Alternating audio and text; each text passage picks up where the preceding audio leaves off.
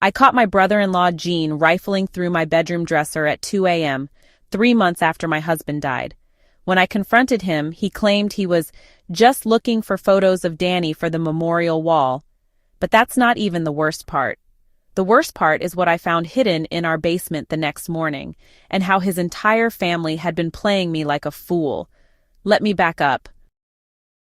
Danny collapsed on a Tuesday morning while installing kitchen cabinets for the Hendersons on Maple Street.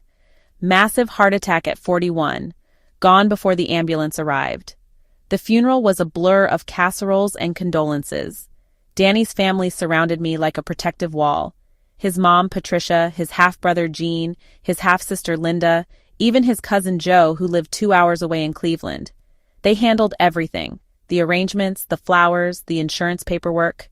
"Don't you worry about a thing, honey," Patricia kept saying, patting my shoulder with her thin hands. "We're family. We take care of our own." I was grateful. I was drowning in grief and couldn't think straight. When someone offers to handle the details while you're falling apart, you say yes. But then the visit started. The first few weeks I understood. People grieve differently, and maybe they needed to feel close to Danny by being in our house. Jean would show up Saturday mornings to check on things. Linda brought groceries every Tuesday and insisted on putting them away herself. Patricia came by Thursday evenings to keep me company, but spent most of the time wandering around, opening drawers and cabinets. "Just making sure you have everything you need," she'd say when I caught her in Danny's home office, going through his desk. Even cousin Joe started making the drive from Cleveland every other weekend. He'd spend hours in the basement claiming he was organizing Danny's tools or checking for water damage. At first, I was touched. They're being so helpful, I thought. This is what family does. But by month 2, something felt off. Jean and Linda had never shown this much interest in Danny's life when he was alive. They'd come to family dinners and birthday parties, but they rarely called or visited just to chat. Now they were practically living at my house. It started with small things. I'd come home from work to find furniture slightly moved, books on different shelves, Danny's dresser drawers not quite closed the way I'd left them. When I mentioned it to Linda, she laughed it off. "Oh, I was probably looking for something while I was cleaning. You know how I am. I can't sit still." But Linda had never been the cleaning type. In 8 years of family dinners, I'd never seen her wash so much as a coffee cup. Then Jean started asking weird questions. "Did Danny ever mention any investments?" he asked one Saturday while allegedly fixing our leaky faucet. "Any side projects or, I don't know, collections?" "Collections?" I stared at him. "Like what?" "Well, you know how Danny was always going on about diamonds, how they were the safest investment, how they'd never lose value. Did he ever act on that? Maybe buy some?" The question caught me off guard. Danny had talked about diamonds occasionally, usually when those Cash for Gold commercials came on TV. He'd shake his head and say, "Gold's okay, but diamonds? Now that's where real value lies. They're recession-proof." I'd always assumed it was just idle talk. "Jean, Danny worked construction. When would he have had money for diamonds?" He backpedaled quickly. Nothing. Just wondering if he left any instructions about finances or whatever." Did he really just ask me about diamonds? The breaking point came when I caught Patricia in Danny's closet, pulling out jacket pockets and feeling along the lining. "What are you doing?" I asked from the doorway. She jumped like I'd caught her stealing. "Oh, I thought maybe we should donate his clothes. You know, help someone in need." "I'm not ready for that yet." Of course. She smoothed down her gray hair, flustered. "I just thought, well, sometimes there are personal items in pockets. Old receipts, maybe photos." Personal items? Danny wore Carhartt work pants and Home Depot t-shirts. What personal items could possibly be hidden in his pockets? That night, I called Sarah. "They're acting strange," I told her. "Really strange. It's like they're looking for something." "Looking for what?" "I don't know, but it's not normal grief behavior." Jean asked about investments in diamonds. Patricia's going through Danny's clothes. Even Joe drives 2 hours to rummage around our basement. Sarah was quiet for a moment. "Have you checked your finances? Made sure nothing's missing?" I had. Bank accounts were untouched. Credit cards showed only normal spending. Danny's small 401k and life insurance were being processed, but everything looked legitimate. "Maybe they're just trying to help," Sarah said finally. Grief makes people act weird. But I wasn't convinced. I decided to test my theory. The next Thursday when Patricia came over, I told her I was going to bed early, then hid in the hallway and watched. She waited exactly 7 minutes after I went upstairs. Then she started moving through the house like she was on a mission. Kitchen cabinets, the hall closet, even inside the couch cushions. She was systematic, thorough, and definitely looking for something specific. When she headed toward the basement stairs, I followed quietly. From the top of the stairs, I watched her examine every corner, every shelf, every storage box. She moved furniture, checked behind the water heater, even looked inside the old cooler we kept Christmas decorations in. But what really caught my attention was how she kept returning to Danny's workbench area. She'd run her hands along the walls, tap the wood paneling, even get down on her knees to examine the floor. It was like she was looking for some kind of hiding spot. She was searching. This wasn't grief or helpfulness or family concern. This was a treasure hunt.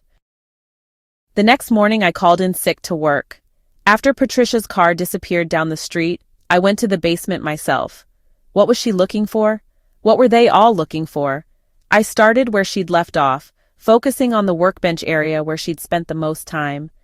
I moved boxes and furniture, checked behind appliances. Nothing seemed out of place, just typical basement storage.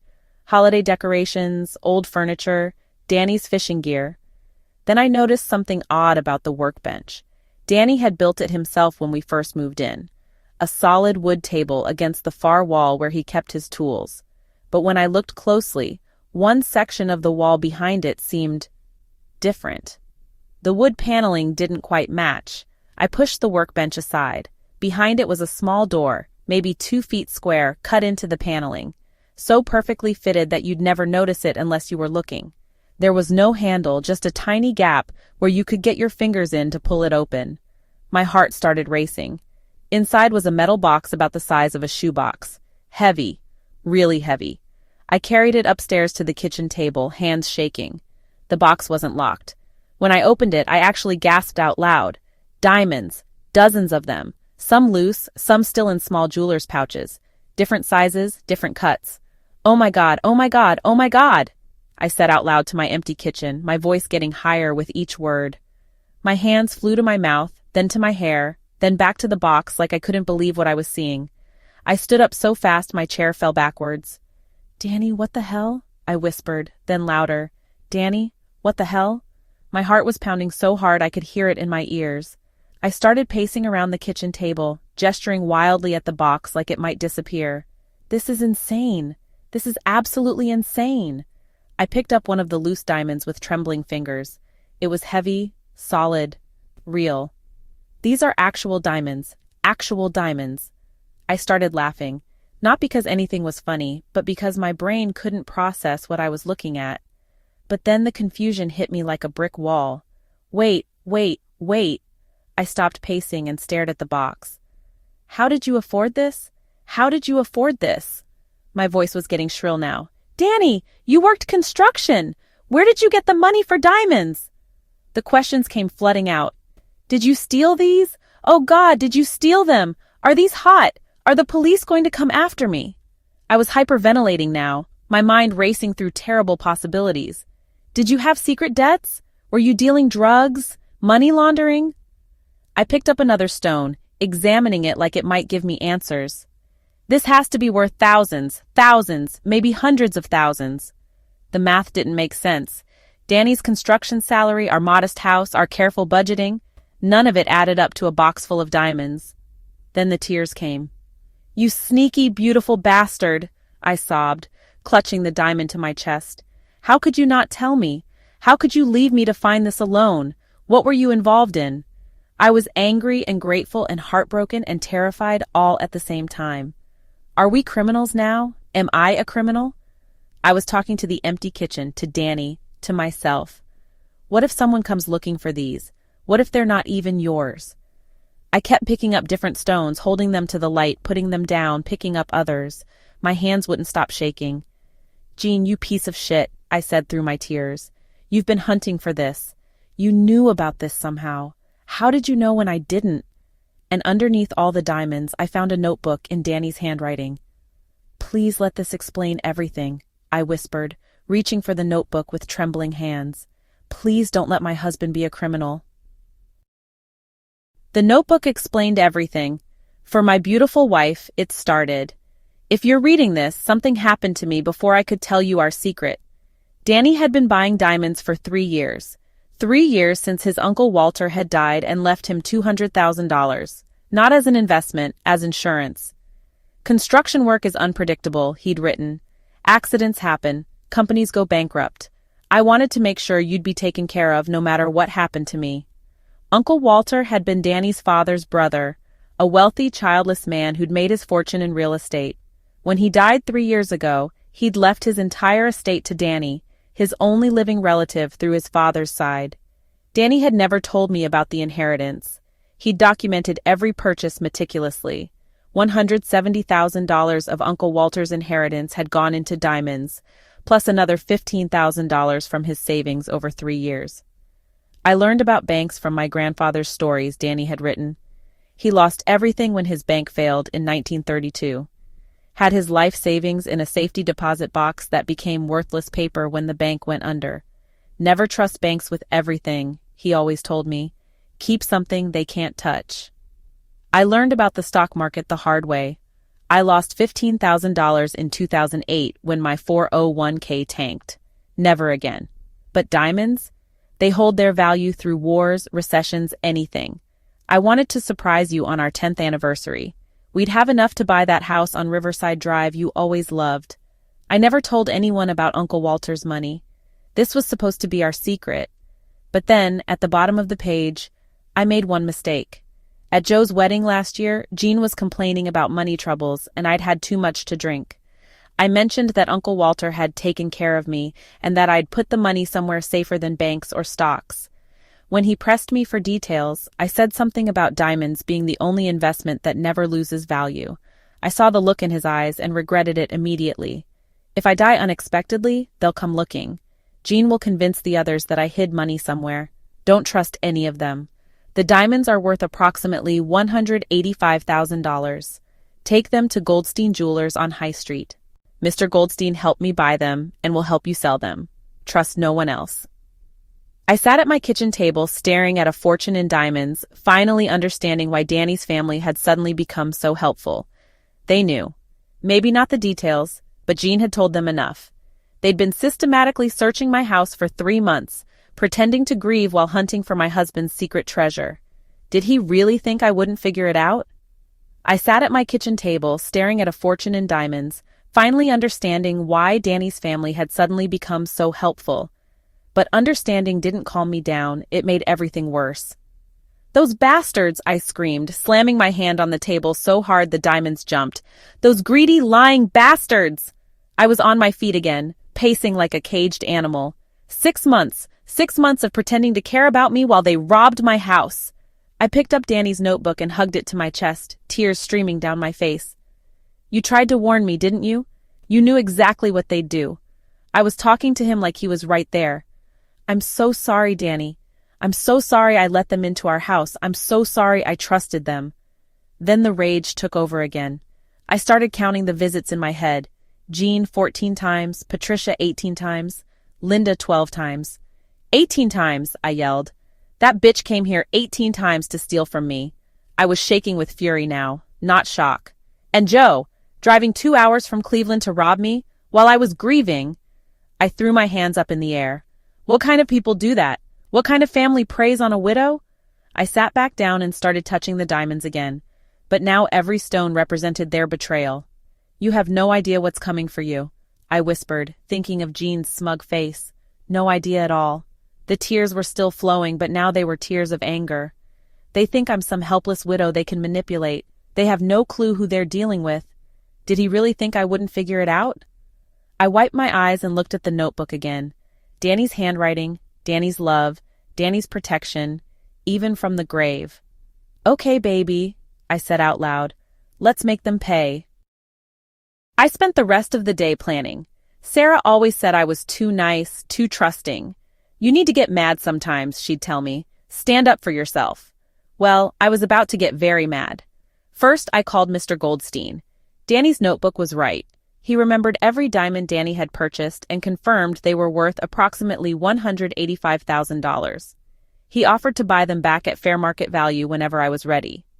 Then I called a locksmith and had new locks installed on every door and window. If they wanted to search my house, they'd have to break in, and I'd call the police. But I wasn't done. These people had spent 3 months manipulating my grief, lying to my face and violating my privacy. They deserved more than locked doors. They deserved a taste of their own medicine. Saturday morning, Gene showed up for his usual check-in. He tried his key and looked confused when it didn't work. "Sally?" He knocked on the door. "What's wrong with the locks?" I opened the door with a bright smile. "Oh, hi, Gene. I had them changed yesterday. Security upgrade. You know how it is. Single woman living alone." His face fell. "But, we're family. What if there's an emergency?" "Well, you have my phone number. If there's a real emergency, you can call me like anyone else would." He stood there for a moment, clearly frustrated. Can I come in? I wanted to check on that loose floorboard in the basement." "What loose floorboard?" The one by the workbench. It's been squeaking." I'd never heard any floorboard squeak down there, but I smiled even brighter. "That's so sweet of you to notice. But actually, I had a contractor look at it yesterday. Turns out it's fine, just some settling, nothing to worry about." The lie rolled off my tongue like honey. Gene's jaw tightened. "Sally, I really think I should take a look." "Actually, Gene, I'm curious about something." I leaned against the doorframe, blocking his view into the house. "Danny's been gone 3 months now. In all that time, you've spent more hours in this house than I have. Same with your mom, Linda, even Joe. Don't you think that's a little odd?" "We're just trying to help." "Help with what exactly?" "Because I've been keeping track." I pulled out my phone where I'd been documenting their visits. "You've been here 14 times, your mom 18 times, Linda 12 times. Joe drives 2 hours from Cleveland twice a month. That's a lot of help." Gene shifted uncomfortably. "We care about you." "Do you?" "Because I've been thinking about that conversation you had with Danny at Joe's wedding. The one where he mentioned Uncle Walter's inheritance and how he'd invested it in something safer than banks or stocks." All the color drained from his face. "I don't know what you're talking about." "Really?" "Because I found Danny's notebook, the one where he wrote about that conversation, the one where he warned me not to trust anyone who came looking." "Sally, I know about the diamonds, Gene." The effect was immediate. Gene went from confused to angry to desperate in about 3 seconds. "Where are they?" The mask of family concern dropped completely. "We've been looking for months. They have to be here somewhere." "We? So this was a family operation." "Sally, listen to me. Uncle Walter left Danny a fortune. We always figured Danny probably got something when the old man died, but we had no idea how much. When Danny mentioned diamonds at the wedding, we started wondering." "Wondering what? Whether you could steal from his widow?" Gene's face flushed with embarrassment and anger. "It's not stealing. We're family. That money could help all of us. Uncle Walter left his money to Danny, not to you, not to Linda, not to anyone else. Danny used that money to buy diamonds for me, his wife. You have no claim to any of it. But we're his family too. And I'm his widow, the person he chose to protect with his inheritance." I stepped back and started closing the door. "And if I see any of you on my property again without permission, I'm calling the police." "Sally, wait!" I slammed the door and turned the new deadbolt. Through the window, I watched Gene pace around my front yard for 5 minutes, talking angrily on his phone, probably calling Patricia to report that their treasure hunt was over. Good. Let them be angry. Linda showed up Tuesday with groceries, looking nervous. "Hi, Sally. I brought your usual—" "I don't need groceries, Linda, but thanks." "Oh." She stood on my porch holding 2 bags from Kroger. Can I come in just to put these away?" "Actually, I'd rather you didn't. But I always put the groceries away. I know where everything goes." "I'm sure I can figure it out." She shifted the bags, clearly stalling. "Gene said you found something of Danny's." "Gene talks too much." "Sally, please, we're family. If Danny inherited money from Uncle Walter, don't you think we should discuss it? As a family?" I almost laughed. "Linda, you haven't called me once since the funeral unless you wanted to come over and search my house. You've spent more time going through my drawers than asking how I'm doing." "That's not true." "When's my birthday, Linda?" She blinked. "What?" "My birthday. If we're such close family, when's my birthday?" She stared at me, mouth opening and closing like a fish. It's October 15th, I said. I've been married to your half-brother for 8 years. We've celebrated it together 8 times. You've never remembered it once. Linda's face flushed red. That doesn't mean— Get off my porch, Linda, and take your groceries with you. Patricia was the hardest to face. She'd been the most manipulative, using her genuine grief as Danny's mother to gain access to my house and my trust. She showed up Thursday evening as usual, carrying a casserole dish. Hello, dear, I brought your favorite shepherd's pie. It actually was one of my favorites, and Patricia had been making it for our family dinners for years. At least that part of her behavior had been genuine. Hi, Patricia, I'm not hungry tonight. Oh well, I'll just put it in your refrigerator for later. She moved toward the door like she always did.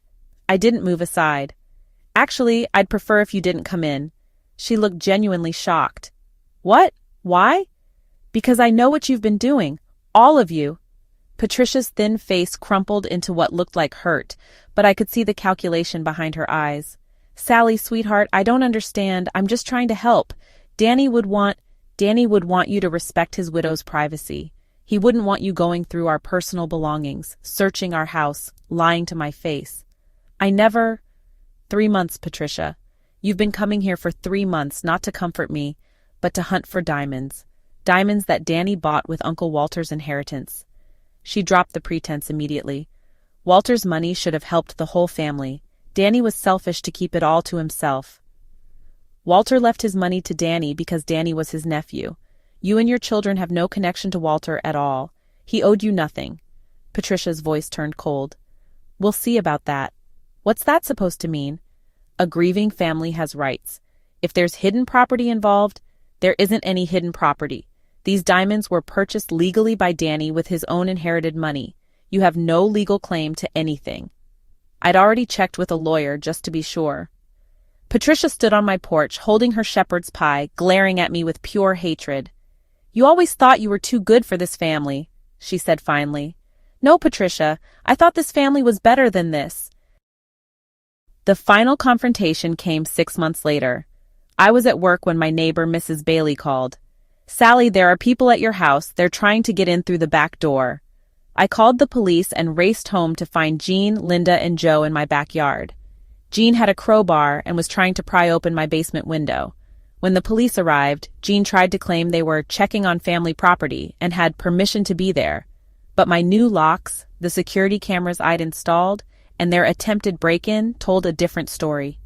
All 3 were arrested for attempted burglary. At the police station, the whole ugly truth came out. Jean admitted that Danny had mentioned Uncle Walter's inheritance and his plan to invest it in something safer than banks. The family had spent months planning their search strategy, dividing up responsibilities, and taking turns looking for whatever Danny had hidden. We thought the money should have benefited the whole family, Linda said during questioning. We're his siblings. Half-siblings, the detective corrected, reading from my statement, with no relation to the deceased uncle who left the inheritance. When I showed the police Danny's notebook and explained about the diamonds, even the detective looked disgusted. So you manipulated a grieving widow for 6 months, violated her privacy, and attempted to steal her inheritance, he summarized. We're family, Patricia protested when she arrived to bail them out. Family doesn't steal from family. No, I said, looking her straight in the eye. It doesn't. The legal consequences took 8 months to fully unfold.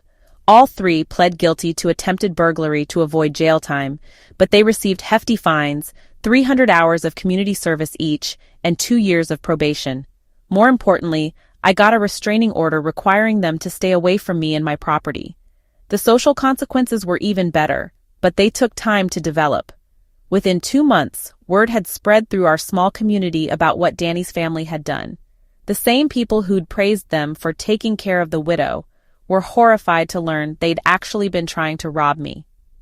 By month 4, Patricia lost her volunteer position at the church when the pastor learned she'd been deceiving a grieving parishioner. Jean was fired from the construction company after his arrest became public. Apparently, attempted burglary isn't good for the company image. 6 months after the arrests, Linda's real estate license was suspended, pending an ethics review. Turns out, being convicted of attempted theft doesn't inspire confidence in potential home buyers.